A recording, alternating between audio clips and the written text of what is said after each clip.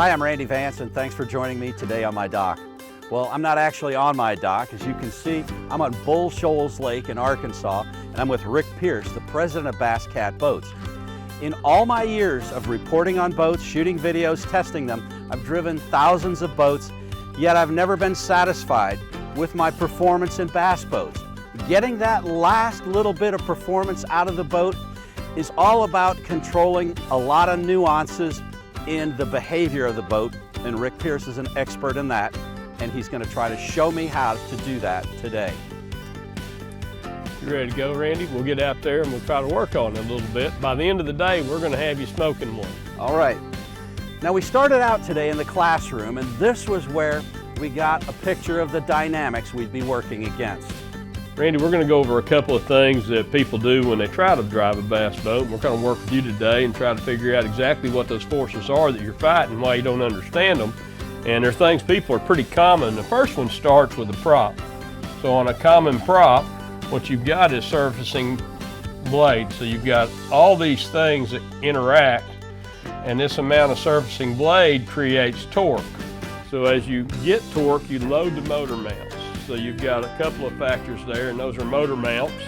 So this is loading pressure on the motor mounts and controlling slippage also. So you've got a slip factor on bass boats of about between 8% to 12% on most bass boats. And on the engine, you've got a series of motor mounts that come down here to this prop. They load those forces side to side as this slips, and you're moving with this oscillation and this surfacing blade, and so as you load those forces, it accentuates. And the other thing people do is they overdrive one. So as you take a common bass boat, we'll just mock one up here, and you take, and this is your center line that runs through the middle of the bass boat, a little crooked center line. What people want to do is they all try to change these forces, so as it moves to this point, they move to this point, and they go left and right. And left and right swing, what happens is you really want that force to be, try to hold it left of center. So what happens as you hold it about 2 inches to the left, and as that 2 inches to the left, you're kind of letting that boat, keeping it to the left and never letting those motor mounts load and unload. And so it keeps all those pressures going one direction. If you let it go right and left, and that's what everyone does, it's just going to continue to get worse because you're unloading and loading those motor mounts are just going to keep getting sloppy. So really, to commonly drive a bass boat, you want to always keep it to the left. And as long as you can keep that to the left, you can tend to control it in time. The other thing, there's about 3 or 4 factors, and of course we talked about a lot of them. One's engine height. Everybody wants to overload engine height. Number 2 is probably trim. Number 3 winds up being basically a factor of this oscillation. And then we're going to talk about that feel on that hand. So we want that hand in that 10 o'clock position, and I want to be right there with that hand as it feels. And then you can feel that wheel move, and it gets that soft part of your tissue in your skin, and you have a lot of sensitivity right here. Not as much here, but you have a lot of sensitivity right here on the bottom of your knuckles. You can feel that pull, and you can feel that hose expanding. You'll feel the motor mounts moving. You'll feel everything. And so we're really going to work on that feel a little bit too. And this prop moving, and you learning to control it. Time's a big factor because everyone wants to develop this over a short period, and it needs to go ahead and develop over a longer period of time. So you do it in stages. It's bump trim, it's not trim all at once. Just trim it in stages and let it develop. And everything has to come up slow. And it needs time to develop pressures on the water, get the slippage out of the propeller. So if we want to keep the heights down, because we want to get that boat to run a straight shot. So we want this boat with an outboard motor to run a straight shot. So we want to let it develop. It takes time. Everybody wants to jump on the trim and go and run hard.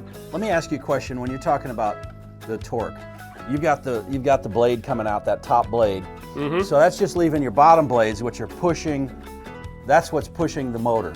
As those blades turn right, it tends to increase that pressure. So if you put this blade in the water, and most guys can do this, and bury it, and you've driven boats as we talked earlier, you've driven boats where you can lower that blade in the water, and then that oscillation will actually go the other way because the two forces are fighting each other on both sides of the rotational circle. So you actually still need to have some of that prop surface. For control, you need some. And if you ever let it go right, you just accentuate the forces and they just get more out of control. So you get a lot of guys that they fight the wheel, and it's really hard to fight the wheel because you want the wheel to be right solid in the middle and just keep it left. And so what they do is they oversteer it to the right, oversteer it to the left, and the force just continues to get worse. Well, that's what happens to me is I get to that point and there's no steering out of it. What do you have to do at that point? Well, the simplest thing is trim down, slow down, and step back up and go back to stage one. And stage one is where you start stepping the trim up. You know, we talked about some fast reaction times to do some things, but really for most people, they just need to trim down and trim it up in stages. Everyone gets on the trim button too fast. I don't care if you're driving a 1985 Ranger bass boat or a brand new Allison. Everyone wants to drive the trim too hard, too fast. People want fast jack plates. I personally want a slow jack plate. I want my jack plate to be where it gives it time to develop. So the speed of the jack plate and speed of the trim are two things that actually oppose what my view is that guys want fast and I want slow. So one boat may take a lot more distance to run and develop lower pressures and reduce this slip factor. And over a number of runs, that slip factor, the boat A may take this far to develop slippage or reduce slippage, and the next boat may take this far to reduce slippage.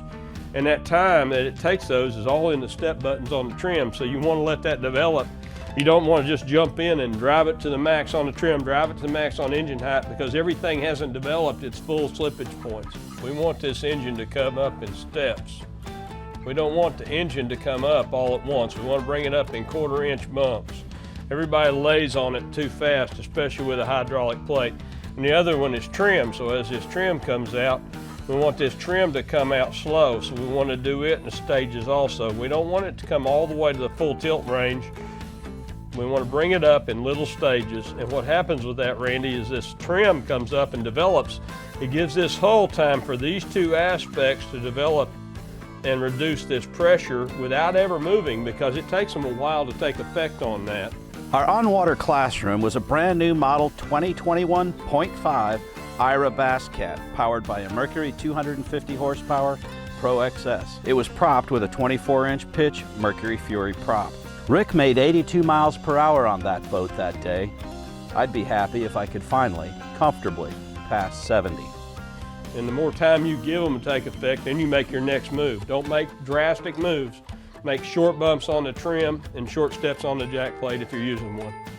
Well, you're not the only one, Randy, so it's pretty common. Everybody kind of gets in a hurry, they rush it, and we need to let that thing take time. We're going to work on getting that left to center and keeping that left to center. Again, we want to pretend this thing's a pendulum moving left to right. And we never want it to go right. We always 100% want to keep that focus to where it's moving left. And I think as we do that, we'll start working on how we do it. Okay. So we're going to get out there. I'm going to have my hand on the gear shift. This is where I'm going to trim. Foot on the throttle. I'm going to get it up on plane and then start trimming up.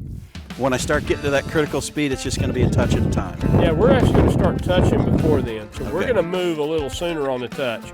Once you get it up in that 50-55 range, then we're going to start working it up slow.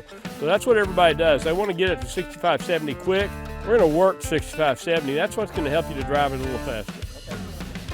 Let's give it a try. All right, let's go. It was clear I had a lot to unlearn to be able to employ the tactics and principles Rick Pierce relayed to me. The main principle to employ? Patience. It seems counterintuitive to take your time when trying to go as fast as you can. As Rick Pierce kept saying though, you have to let speed develop. It took many runs that afternoon, but finally, with patience, I managed to achieve 78 miles per hour on the Speedo. Rick's top speed, 82 miles per hour. But now I had better knowledge of the tactics needed to achieve maximum speed on a performance bass boat.